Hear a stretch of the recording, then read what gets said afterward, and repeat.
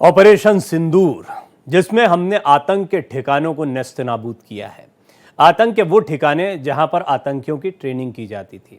भारत में पिछले कई सालों में जो आतंकी हमले हुए हैं, वहां पर हमला करने वाले आतंकियों को यहीं पाला पोसा और ट्रेन किया गया था।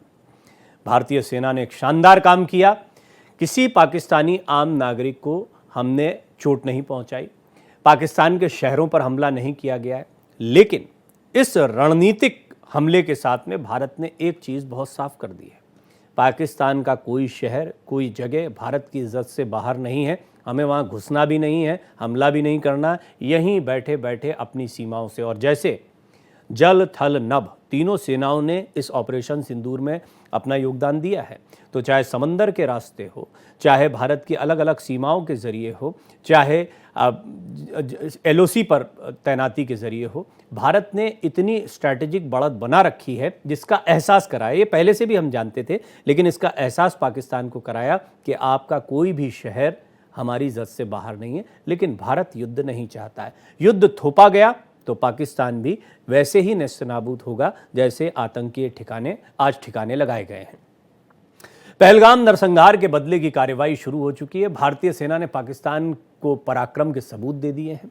भारत ने मिसाइल स्ट्राइक से आतंक के 9 ठिकाने ध्वस्त किए हैं। सैकड़ों जिहादियों को 72 हूरों के लाइव दर्शन करा दिए हैं। सेना की मिसाइल स्ट्राइक से पूरे भारत में जश्न का माहौल है। साथ ही हर भारतीय कह रहा है, ये दिल मांगे मोर।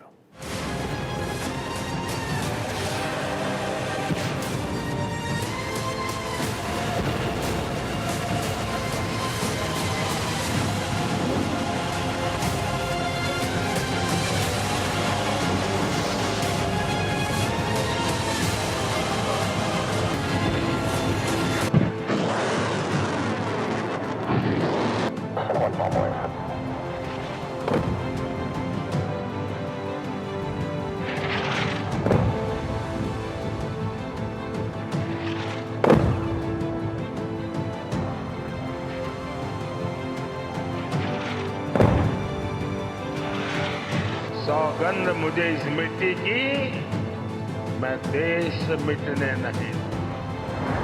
सिंदूर का बदला पाकिस्तान में तहलका। हम एक मत है कि आतंकवाद मानवता के लिए सबसे बड़ा खतरा है। मोदी के फाइटर शहबाज का सरेंडर। अब आतंकियों की बची खुची जमीन को भी मिट्टी में मिलाने का समय आ गया है। सेना को खुली छूट, पराक्रम के सबूत। आतंकवाद को मूल समेत उखाड़ने का हमारा संकल्प है और वो सिद्ध होकर रहेगा। हिंद का विजय घोष, मुनीर हाफिज बेहोश। मैं आपको आश्वस्त करना चाहता हूं, प्रधानमंत्री मोदी जी के नेतृत्व में जैसा आप चाहते हैं वैसा होकर रहे। पीओके तो झांकी है, पाकिस्तान बाकी है। घर में घुस के मारते बोले ना, आप घर में घुस के बैठ जाना, खत्म।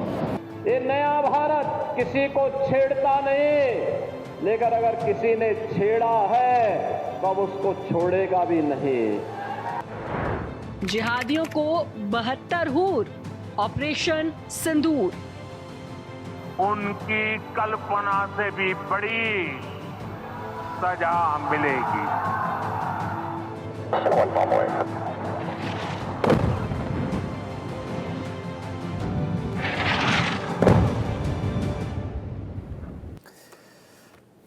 ऑपरेशन सिंदूर, इस पर हम सुबह से लगातार, जब से ये एयर स्ट्राइक हुआ था तब से भारत एक्सप्रेस लगातार लाइव अपडेट अब तक पहुंचा रहा है।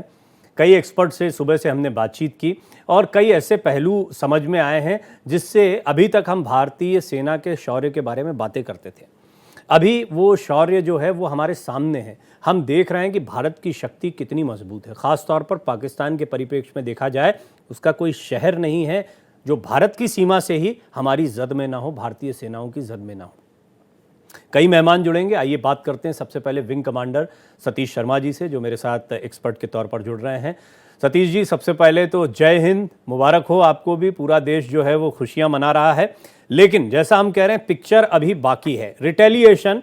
हालांकि मैं अपनी खुद की एनालिसिस में ये कह चुका हूं कि रिटेलिएट करने की औकात नहीं है पाकिस्तान की, और इसे कई एक्सपर्ट मानते हैं ट्रैप भी होगा कि भारत तो चाहता है कि तुम एक आध छोटा सा पटाखा तो छोड़ो, फिर देखो हमें एक पूरी तरह से युद्ध की घोषणा का एक तरह से आदेश मिल जाएगा या हमारे पास वो छूट होगी। तो पाकिस्तान का रिटेलिएशन जो है वो बहुत दूर की कौड़ी है, क्या ये कहना ठीक होगा? और दूसरा, पिक्चर अभी बाकी है। दोनों ही बिंदुओं पर हम बात करें। पहला पॉइंट यह है कि जहां तक पाकिस्तान की स्ट्रेटेजिक प्लानिंग थी वो हमने क्रिपल्ड कर दी है, और टैक्टिकल के अंदर भी 13 दिन का समय बहुत होता है। इसलिए उनके पास जितना भी मालगुजारी है, जितना सपोर्ट है, चाइना से है या किसी अन्य कंट्री से है, क्योंकि पाकिस्तान का खुद का कुछ नहीं, उन्होंने जो कुछ भी परमाणु के नाम पे बना के रखा हुआ है वो एक गीदड़ भभकी है, और वो जानता है कि अगर एक जरूरत उसने कर दी तो उसका नामो निशान मिट जाएगा। फर्क दो जगह है जिसको हमें साफ साफ समझना चाहिए। Pakistan fighting for what? Pakistan किसके लिए लड़ रहा है? पाकिस्तान सेल्फ डिस्ट्रक्शन के लिए लड़ रहा है, पाकिस्तान अपनी समापन के लिए लड़ रहा है। Pakistan is not fighting for betterment. वो किसी आगे एडवांस करने के लिए, इकोनॉमिक स्टेट बनने के लिए, एडवांस स्वतंत्र देश बनने के लिए, या मैं कहूं विकसित देश बनने के लिए नहीं। इट्स ए रॉग्यू स्टेट, और रॉग्यू स्टेट्स का मतलब होता है तुष्ट राष्ट्र। तो जहां पर आतंकवाद की उसने फैक्ट्री खोली और इतने साल से उसको चला रहा था, उसके आका समझते थे कि हम सेफ हेवन में हैं, और ये जो उसका भ्रम था, इस भ्रम को इस बार मिट्टी में मिलाना इसलिए जरूरी हो गया था कि हमने पूरी स्ट्राइक पे थोड़ा लिमिटेड लेवल तक गए, और जब बालाकोट स्ट्राइक किया, मैं आपको नॉलेज के लिए बता दूं, जो सैटेलाइट यूज हुई थी, मैं इसरो में उसका ज्वाइंट डायरेक्टर रहा हूं। जब बहुत लेवल पर लोग प्रूफ मांग रहे थे उस समय I was there and Pranav has done my interview. So what I am saying is, जो हम बोलते हैं वो तो हम करते ही हैं, जो हम नहीं बोलते वो जरूर करते हैं। इसलिए अब इसका इंतजार कीजिए, क्योंकि हमने जो बिसात बिछाई है इस बार वो आर पार की है। हम वेट कर रहे हैं कि पाकिस्तान थोड़ा सा कुछ तो करे, उसके बाद आप देखिए पाकिस्तान पीओके तो हमारा है ही, लेकिन इसके 4 टुकड़े तो हम डिजाइन कर चुके हैं, सिर्फ ग्राउंड पर होना है, बाकी 6 भी हो सकते हैं। और रही दूसरी बात, टेक्नोलॉजिकल अपग्रेडेशंस के हिसाब से 30 साल का जो हमारा समय था वो एक ऐसा अकाल का समय था कि हमारी गवर्नमेंट्स ने बोफोर्स कांड के बाद कुछ खरीदा ही नहीं। मैं डिफेंस मिनिस्ट्री में जाता था फाइलें लेकर, और मैं भारत सरकार का, इंडिया का यूनाइटेड नेशंस में एडवाइजर रहा हूं। आप समझ सकते हैं कि इस देश की कितनी ताकत है, सामरिक ताकत कैसी है, उस देश की टैक्टिकल पावर क्या है, डिफेंस पावर क्या है, वो सब अंगुलियों पर रखी हुई है।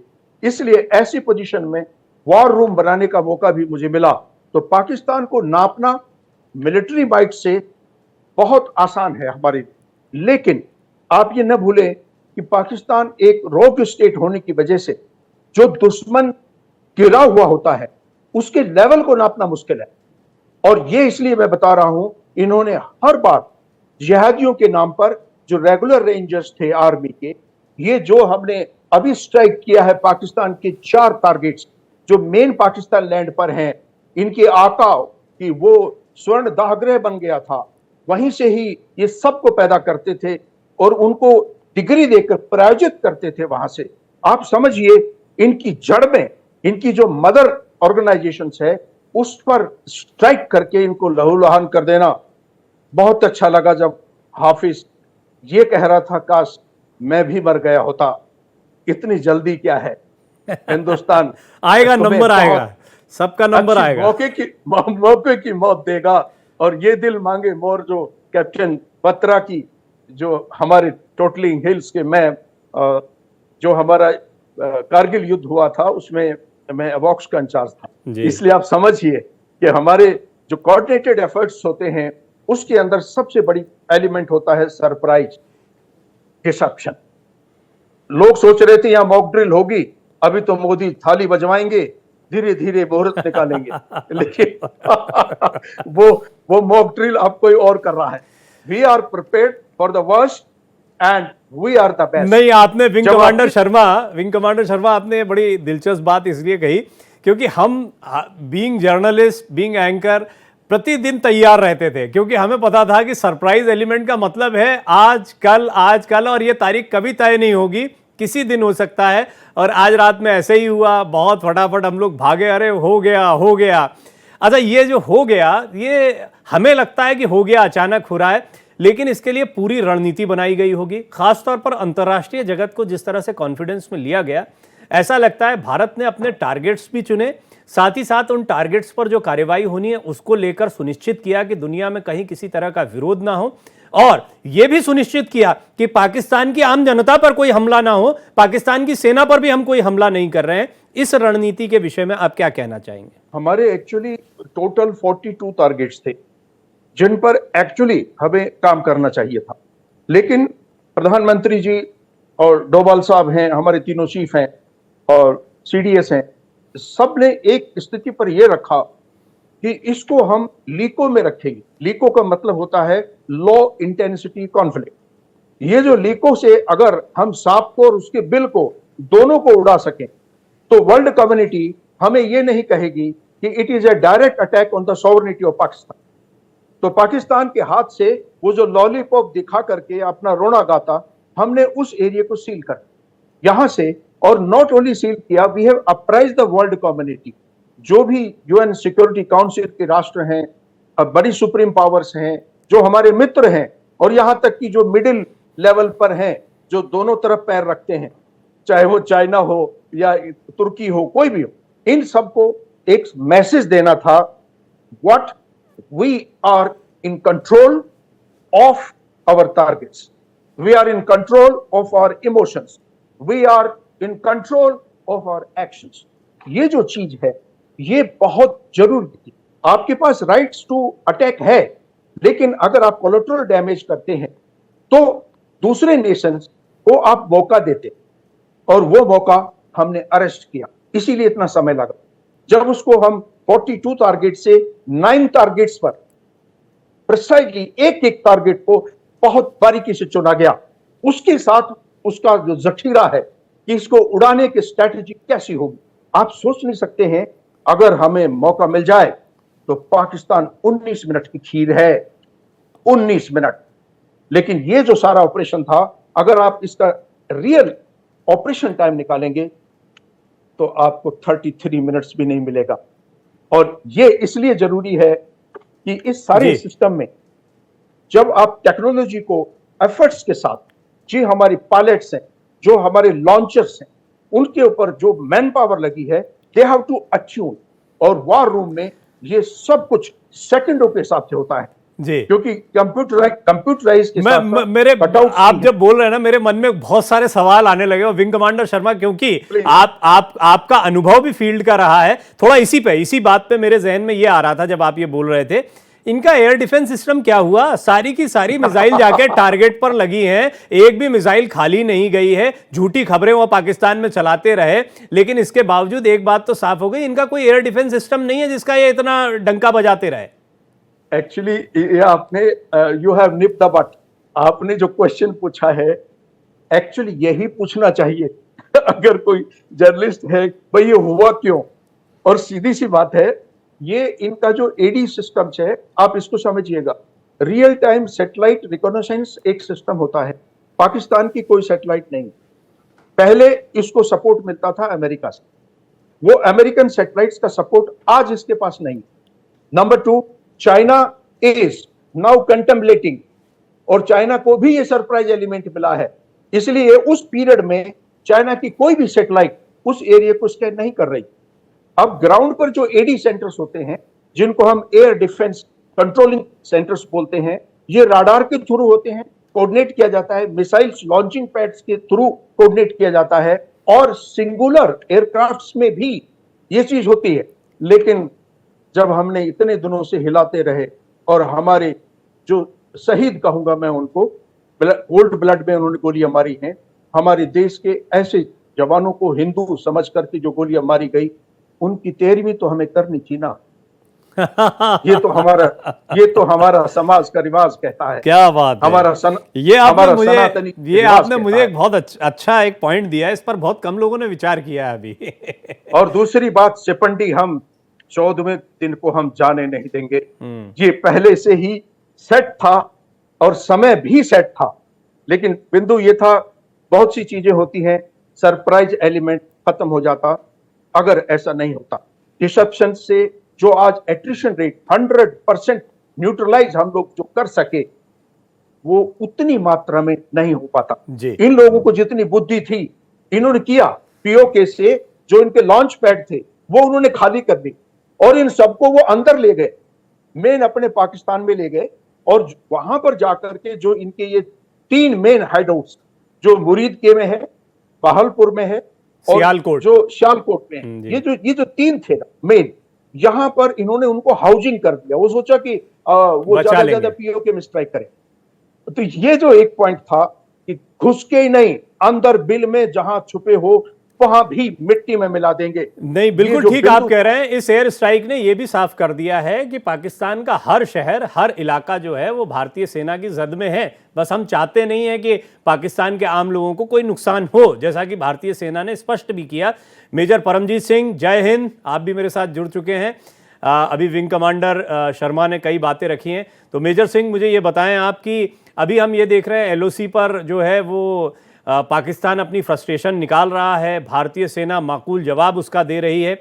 आने वाले दिनों में आप आर्मी की पोजीशनिंग और रिटेलिएशन की जो आशंकाएं हैं, जिसके चांसेस कम इसलिए हैं क्योंकि भारत तो इंतजार कर रहा है, उसने रिटेलिएट किया और इधर फुल फ्लैश हमला हुआ, पर आप एलओसी की स्थितियों को कैसे अभी बयां करेंगे? सबसे पहले तो मैं आपका धन्यवाद करना चाहूंगा, आपने मुझे यहाँ पे आमंत्रित किया। और देखिए, जहां तक पाकिस्तान का सवाल है, as a soldier we should, हमें कंप्लेसेंट नहीं होना चाहिए किसी भी सिचुएशन को लेके। हमें अपनी तैयारी में या अपनी एक प्रकार के इस गेन को हमें कंप्लेसेंट होके इसे गंवाना नहीं चाहिए, हमें अलर्ट रहना चाहिए, पहली चीज। दूसरी चीज, पाकिस्तान के पास क्या ऑप्शन बचते हैं? ठीक है, पाकिस्तान के पास 3 ऑप्शन बचते हैं। या तो वो हमारे यहाँ कोई टेररिस्ट कैंप तो ऑपरेट करते नहीं जिनके ऊपर वो स्ट्राइक करके अपनी आवाम को एक मैसेज दे पाएगा।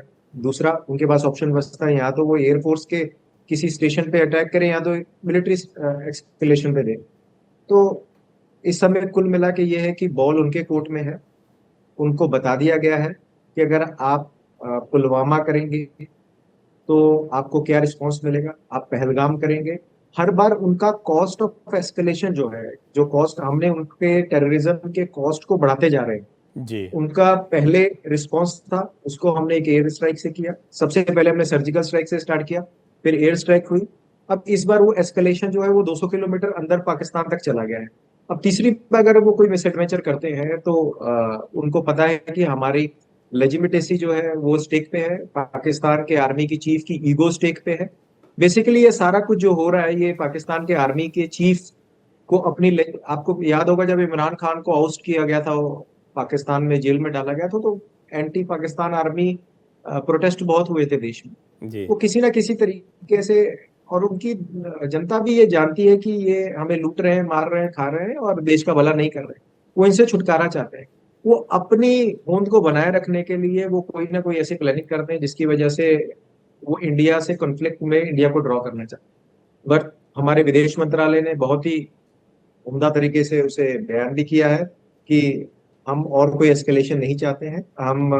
हमने जो करना था टेरर इंफ्रास्ट्रक्चर पे किया, अब बॉल आपके पाले में है। आप जिधर भी इस गेंद को दागेंगे आपको उसका जवाब मिलेगा। बट मेजर सिंह, ये वो जंक्शर है जहां से चीज़ें ख़त्म नहीं होती, शुरू होती हैं। पाकिस्तान वो ज़ख्मी सांप है जो गाए बगाए आगे पीछे कभी ना कभी अपना फन उठाने का प्रयास करेगा, पहली चीज़।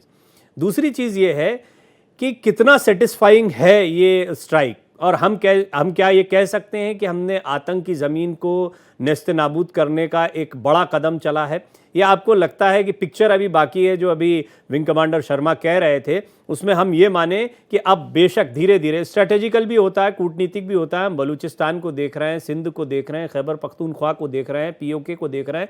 इतनी दरारें हैं कि हल्की सी चोट जो है वो बिखेर के रख देगी पाकिस्तान को। और सिंधु जल समझौते को जिस तरह सस्पेंड किया गया, बहुत सारे रणनीतिक फैसले हैं।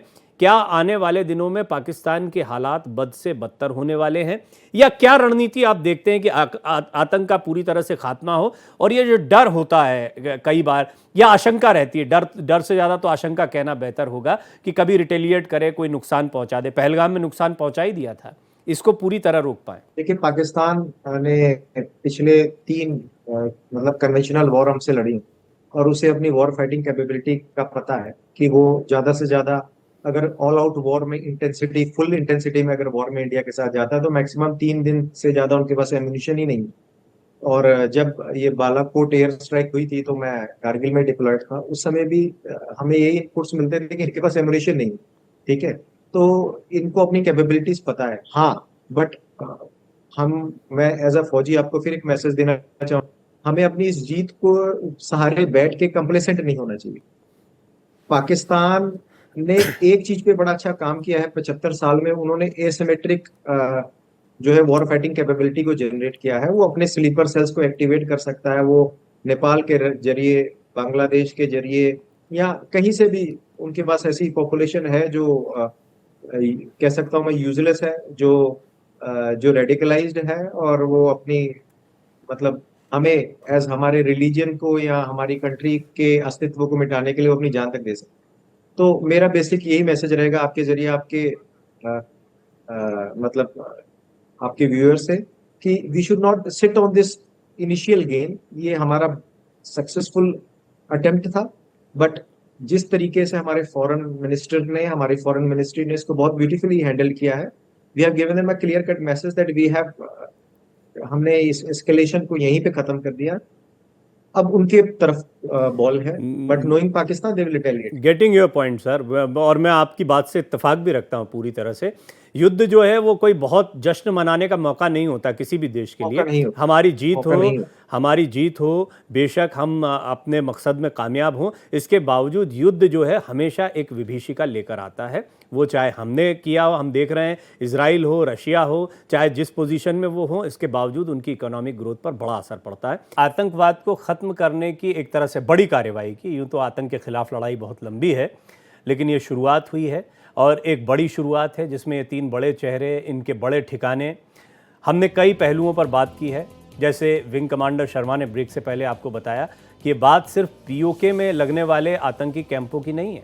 पाकिस्तान जो सोचता था कि भीतर ले जाकर अपने लॉन्चिंग पैड और अपने आतंकियों को छुपा लेगा, वहाँ घुसकर मारा है भारत ने। तो भारतीय सेना ने अपने शौर्य, पराक्रम, अपनी क्षमता के बारे में बता दिया साफ साफ पूरी दुनिया को, सिर्फ पाकिस्तान को नहीं। पाकिस्तान जानता है इस बात को। हालांकि पाकिस्तान है क्या? असीम मुनीर पाकिस्तान है, शहबाज शरीफ पाकिस्तान है, पाकिस्तानी मीडिया पाकिस्तान है, बलूचिस्तान पाकिस्तान है, सिंध पाकिस्तान है। पाकिस्तान इतना बिखरा हुआ है ना कि वहाँ पर ये कहना कि कौन डिसीजन लेता है, कौन पाकिस्तान है, बड़ा मुश्किल होता है। ऐसे में पाकिस्तान खुद पिटा जा रहा है। मेजर परमजीत सिंह ने भी ब्रेक से पहले एक महत्वपूर्ण बात कही है। ये बड़ा मौका है, जय हिंद लिखिए, अपनी सेना पर गर्व महसूस करिए, फ़ख्र महसूस करिए। हालांकि जहाँ तक जश्न का सवाल होता है, कोई भी युद्ध कभी जश्न लेकर नहीं आता है।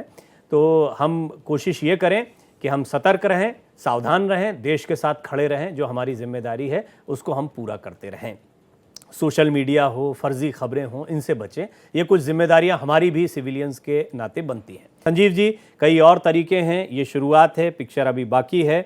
हम जानते हैं पाकिस्तान बिखरा हुआ है, रिटेलिएशन की गुस्ताखी नहीं करेगा क्योंकि इसकी औकात अभी है नहीं। अमेरिका की चेतावनी भर नहीं, पाकिस्तान के खुद के हालात ऐसे नहीं है। फिर भी जैसा मैंने कहा, पाकिस्तान क्या है कहना बड़ा मुश्किल है। इतनी एनार्की हो, इतना बिखरा हुआ एक देश हो, तो वहाँ पर कौन कैसा डिसीजन ले ले कब, कहा नहीं जा सकता। भारत की सतर्कता और पाकिस्तान के रिटेलिएशन के विषय में आपके क्या विचार हैं? देखिए प्रवीण जी, भारत ने आज जो कार्रवाई कंडक्ट की है, ये एक काउंटर टेररिज्म रिस्पांस है, काउंटर टेररिज्म ऑपरेशन है। और इसके बारे में भारत का जो स्ट्रेटजिक कम्युनिकेशन है वो हमारे विदेश सचिव के द्वारा और हमारे वायुसेना और थल सेना के 2 महिला अधिकारियों के द्वारा ये बिल्कुल स्पष्ट कर दिया गया है अंतर्राष्ट्रीय समुदाय के सामने मीडिया के माध्यम से कि ये आतंकवाद विरोधी कार्रवाई थी, ये नॉन एस्केलेटरी थी, ये मेजर्ड थी, प्रोपोर्शनेट थी। और जाहिर है कि ये जो कार्रवाई है इसको करने में भारत ने पूरी एहतियात बरती है कि ये आतंक के ठिकानों पर ही ये कार्रवाई हो, ना कि कोई अन्य ठिकाने इससे हिट हो। और भारत के द्वारा इस पूरी कार्रवाई में पाकिस्तान के किसी मिलिट्री इंस्टॉलेशन को हिट नहीं किया गया है, किसी सिविलियन ठिकाने को और सिविलियंस को हिट नहीं किया गया है। और ये जो पूरी कार्रवाई है, ये पाकिस्तान के द्वारा जो पहलगाम की कायराना आतंकी हमले की साजिश रची गई थी, उसके जो परपेट्रेटर थे, उसके जो मास्टरमाइंड्स थे, उनको पनिश करने के उद्देश्य से और उनको ये बताने के उद्देश्य से कि ये जो नया भारत है वो आतंकवाद को बिल्कुल भी बर्दाश्त नहीं करेगा। आतंकवाद के विरुद्ध जीरो टॉलरेंस की पॉलिसी पर चलने वाला ये राष्ट्र है। और यदि यहाँ पर आतंकवादी हमला करने की साजिशें रची गई तो उसको भारत रिस्पॉन्ड करेगा, ताकि भविष्य में वो ऐसा किसी करने के बारे में सोच भी ना सके। तो ये जो कार्रवाई है ये आतंकवाद विरोधी कार्रवाई है। अब जब भारत ने प्रवीण जी ये कार्रवाई कर ली है तो अब ये देखना होगा कि पाकिस्तान इसे कैसे रिस्पॉन्ड करता है। मैं आपके चैनल के माध्यम से भी ये कहना चाहता हूँ कि पाकिस्तान के जो रूलर्स हैं, जो हुक्मरान हैं, उनके लिए बुद्धिमत्तापूर्ण यही होगा कि वो कोई मिस कैलकुलेशन न करे। वो इस पूरे भारत की कार्रवाई के मूल चरित्र को और भारत के इम्पेरेटिव्स को समझें कि भारत के लिए, जो कि आतंकवाद के प्रति जीरो टॉलरेंस की पॉलिसी पर रखने वाला राष्ट्र है, नया भारत है, वो आतंकवाद को बर्दाश्त नहीं करेगा। इस और भारत को कार्रवाई करनी ही थी।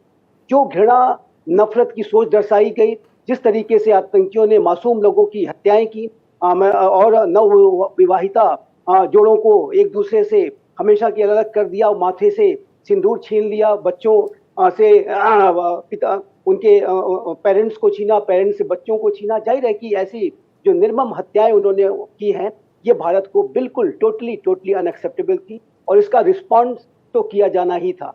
और प्रवीण जी, ये रिस्पॉन्स अगले दिन से ही शुरू हो गया था। भारत का ये जो रिस्पॉन्स है, ये कम्प्रहेंसिव काउंटर टेररिज्म रिस्पॉन्स है, जो कि भारत ने सिंधु जल समझौते को स्थगित करके 4 अन्य बड़े कदम उठा करके, और जिसमें इकोनॉमिक स्ट्राइक, डिजिटल स्ट्राइक जैसे जो कदम भी उठाए हैं। और अब उसका जो सबसे इम्पोर्टेंट इस रिस्पॉन्स का एलिमेंट था वो है मिलिट्री मेजर्स के माध्यम से रिस्पॉन्स, जो कि आज भारत की सेनाओं ने बड़े शानदार तरीके से इसको संपन्न कर लिया है। लेकिन पाकिस्तान ने यदि इस पूरे सिचुएशन के बाद कोई ऐसा कदम उठाने की कोशिश की और किसी एस्केलेटरी लैडर पर उसने जाने की कोशिश की, इसका एस्केलेशन करने की कोशिश की, तो ये पाकिस्तान के लिए बहुत ही ज्यादा, कई एक्सपर्ट्स का तो ये भी कहना है कि ये एक ऐसा ट्रैप होगा, ये एक ऐसा ट्रैप होगा जिसमें पाकिस्तान फंस जाएगा, क्योंकि एक छोटी सी गलती भारत को एक बड़े युद्ध का आगाज करने की अनुमति दे देती है। और साथ ही साथ में ऐसे वक्त पर जब भारत ने सिद्ध कर दिया हो कि हमें तुम्हारी सीमाओं में नहीं घुसना है, तुम्हारे देश का ऐसा एक भी शहर, ऐसा एक भी इलाका नहीं है जो भारतीय सेना की जद में ना हो, जब चाहे जहां चाहे मिसाइल दाग सकते हैं, और इतना चिन्हित करके कि तुम्हारे आम लोगों, आम नागरिकों को कोई नुकसान ना हो का ध्यान रखते हुए टारगेटेड कार्रवाई करते हुए आतंकियों के ठिकानों को हमने नेस्तनाबूद किया है। अमित रैना जी, अगर आप मुझे सुन पा रहे हैं तो अमित भाई, सबसे पहले आज जब मैं इस विषय पर बात कर रहा था तो एक कश्मीर को लेकर मेरे जहन में बहुत सारी बातें आई, कुछ बातें मैंने रखी भी हैं।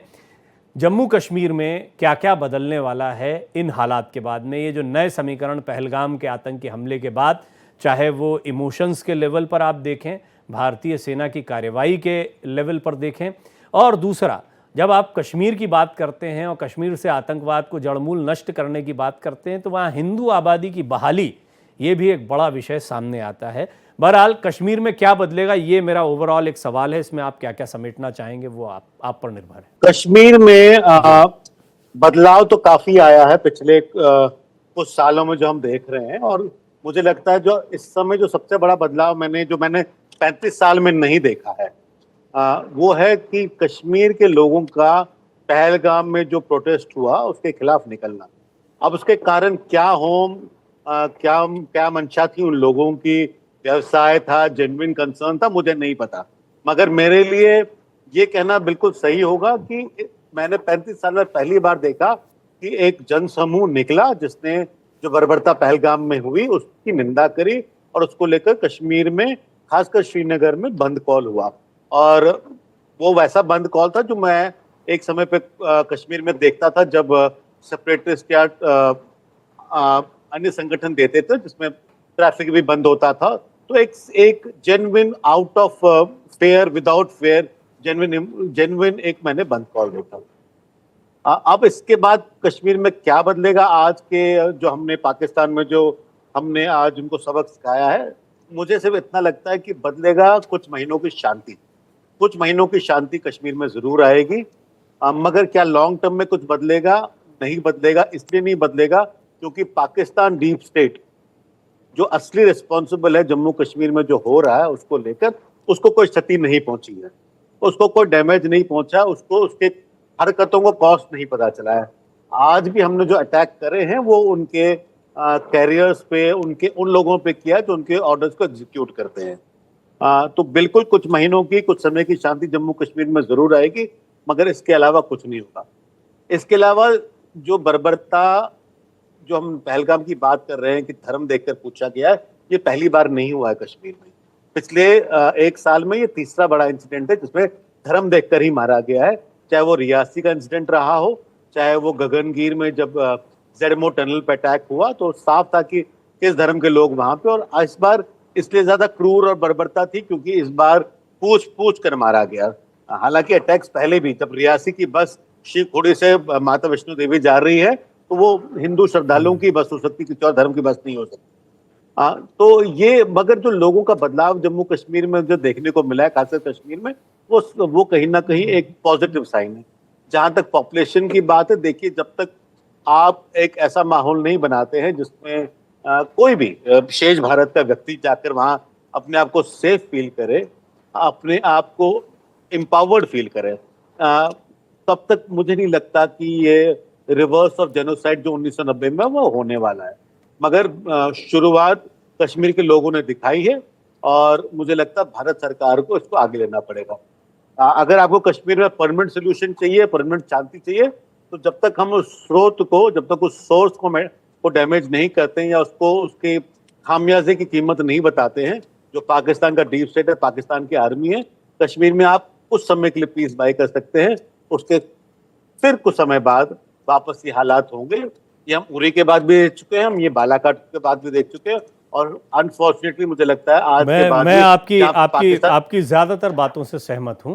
विंग कमांडर शर्मा, ये बात तो सही है कि आतंक की आखिरी जमीन को खत्म करना, ये अगर हमारा मकसद है, तो क्या आपको लगता है कोई स्थायी समाधान या आने वाले से, ये आपको लग रहा है कि एक प्रोसेस है और इससे हम उस तरफ बढ़ेंगे? क्योंकि मैं देखता हूं धर्म राजनीति का घालमेल, ये जो आतंक की परवरिश है, ये जहनी तौर पर भी ज़्यादा है। इसमें सिर्फ हथियार या सेनाएं, ये तो उनके अपने अपने स्वार्थ हैं। वहाँ असीम मुनीर के स्वार्थ थे जो पहलगाम करवा दिया, और हम देखते हैं कि यहाँ भी जो लोग पालते पोसते हैं उनकी भी जहनीत का मामला है।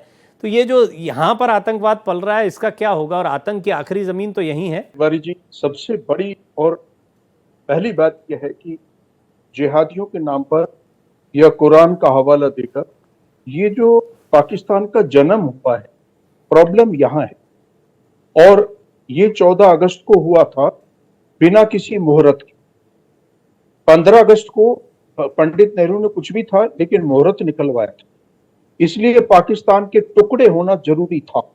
टुकड़ा हुआ, ईस्ट पाकिस्तान क्या बना? बांग्लादेश। अब बलूचिस्तान बिल्कुल तैयार बैठा हुआ, कॉस्टूम वाला एरिया है, रेडी है। आपके पास ये इस्लामाबाद का जो पंजाबी सूबा है, ये अलग से थलग से सारे जितने मिलिट्री आती है वहीं से आती। तो आप ये मान के चलें, बलूच से लेकर वहां तक पाकिस्तान की जो रेखाएं हैं, भाग्य रेखाएं, वो तैयार हो चुकी हैं। हमारा इस समय ये जो इनिशिएशन है, ये इस बात को सत्यापित करने के लिए है वर्ल्ड कम्युनिटी को ग्लोबलाइजेशन के लेवल के ऊपर कि what we are doing is our right, ये हमारा अधिकार है। और ये बात आज करने के बाद अब बिसात बिछी है, ये अंत नहीं है।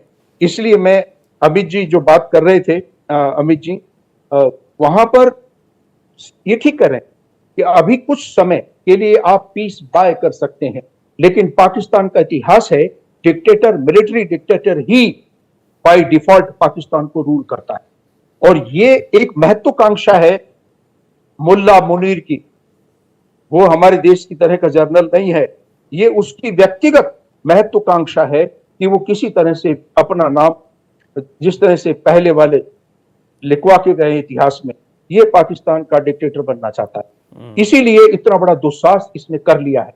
लेकिन हमने भी अब कच्ची गोलियां हमने नहीं खेल रखी, थोड़ा सा इनिशिएशन दें ताकि we can justify our action, that's all.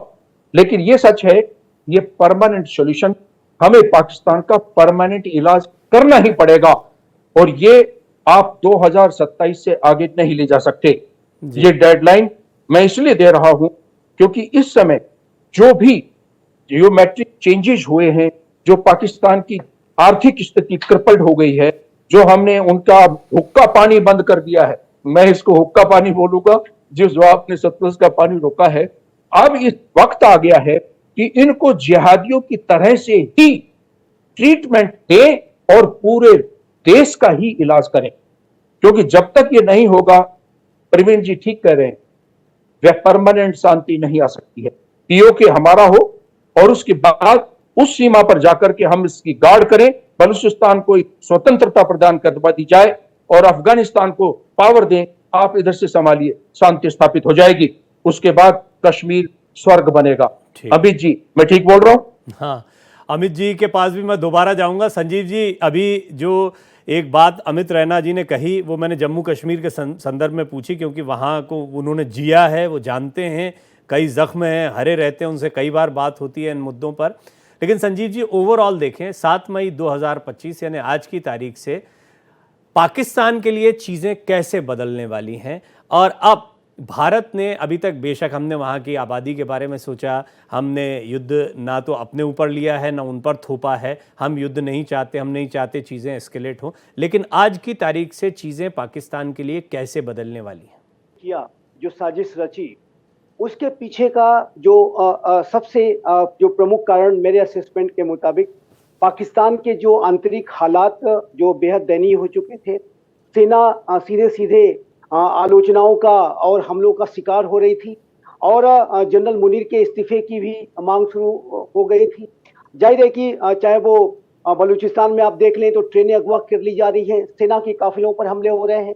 तहरीक तालिबान पाकिस्तान तो इतना ज़्यादा महत्वाकांक्षी हो चुका है कि वो पूरे पाकिस्तान का तालिबानाइजेशन करना चाहता है, पूरे पाकिस्तान में कट्टर शरिया लॉ लागू करना चाहता है और इस प्रक्रिया में वो सेना को अपने शत्रु के तौर पर वो देखता है और सेना के ऊपर वो बड़े हमले कर रहा था।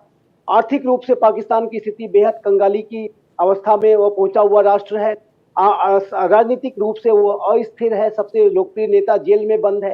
तो ऐसे में जो जनरल मुनीर, जो कि पाकिस्तान के रियल रूलर हैं, उन्होंने अपने आप को, अपनी स्किल्स को बचाने के लिए, आलोचनाओं से, जनता के कोप भाजन से अपने आप को बचाने के लिए उन्होंने एक डाइवर्जनरी टैक्टिक्स के तहत ये हमला कराया और ये जो हमला करा करके उनको उनका ये अनुमान था कि वो अपने आप को इन आलोचनाओं से बचा पाएंगे और जो देश में एक तरीके का फ्रेगमेंटेशन दिखाई दे रहा है, हर जगह एक स्थिरता दिखाई दे रही है, उसको राष्ट्र देश को यूनाइट करने में उन्हें मदद मिलेगी और सारे यही कहेंगे कि अब तो सेना ही है जो बचा सकती है क्योंकि भारत से युद्ध शुरू हो गया है।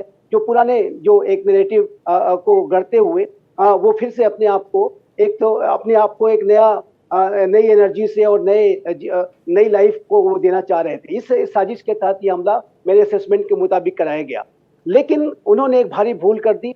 ये जो भारत है, आज का जो भारत है, वो 26/11 का भारत नहीं है।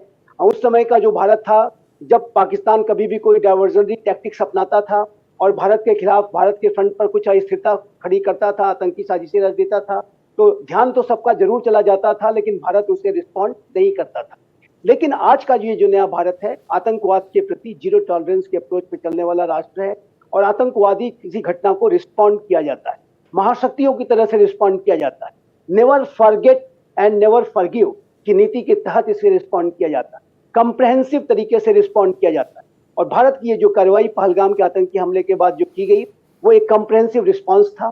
और जिस तरीके से अभी आप देखिए, तो इसका नाम दिया गया ऑपरेशन सिंदूर, और जो उसमें एक कट्टर रेडिकल इस्लामिस्ट अतिवादी जिहादी आतंकपरस्त सोच दर्शाई गई, उसको भी काउंटर करने के लिए भारत ने कड़े से कड़ा कदम उठाया है। और सारे जो इसके नैरेटिव है उसका सबको ध्यान में रखते हुए भारत ने ये बहुत ही कुल मिलाकर अभी बहुत सारे ऐसे पहलू हैं जहां पर पाकिस्तान घिरा हुआ है। अमित जी, पीओके में जो कई जगहों पर हमला किया गया, एयर स्ट्राइक किए गए, बल्कि पीओके से विंग कमांडर शर्मा ने बड़े अच्छे से बताया कि कैसे अंदर वो लॉन्च पैड को ले गए या कई चीज़ों को छुपाने का प्रयास किया। भारत ने वहाँ अंदर घुसकर पाकिस्तान के अंदर भी एयर स्ट्राइक किया। लेकिन पीओके में आपको लगता है कि ये जो ठिकाने बर्बाद किए गए हैं, यहाँ पर कुछ ऐसी चीज़ हुई है जिससे भारत की पकड़ मजबूत हो, या पीओके के हालात बदलें, या पीओके मुक्त हो और पीओके दोबारा भारत का जैसा अभिन्न हिस्सा है वो दिखाई भी पड़े,